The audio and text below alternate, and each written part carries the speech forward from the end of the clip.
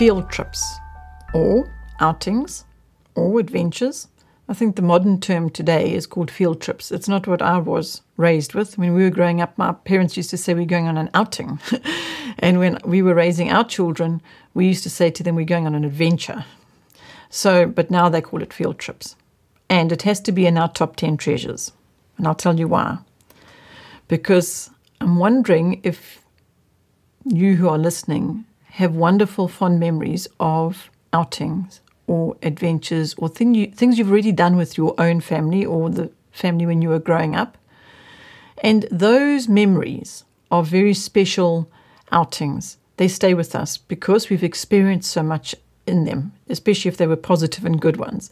So we were big on making time to go on these field trips or outings or adventures. We also were big on doing it as a family, and sometimes we would do it with another family, but very occasionally and never with a big group. Well, no, actually I can't say never, because there were some instances, I'm thinking when we went to the gold mines, where you had to go in a group. You couldn't go on your own. So yes, there was the occasional time that we went as a group. But let me tell you why it's such a treasure to us that we went only as a family, because we had time to focus on the family members. We had time to focus on each other as husband and wife and on the children with all their questions and enjoying the learning experience with them, rather than us talking to our friends that were with us or the children running off and playing together. That wasn't the purpose of our field trips. Our field trips were to go on an adventure. And we made it as such. We would pack a picnic.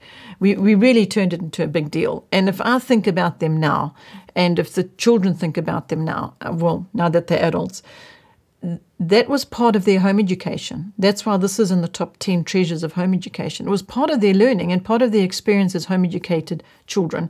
And that we went to the top of lighthouses. We went to a tea farm. We went to coffee fields. I could just go on and on. The list is great. We had all those different opportunities and all those different experiences, but we made them happen. So I didn't worry about, we're not getting our learning done today because we don't have time to go on a field trip, which is what I'm hearing people saying today. They don't have time for that.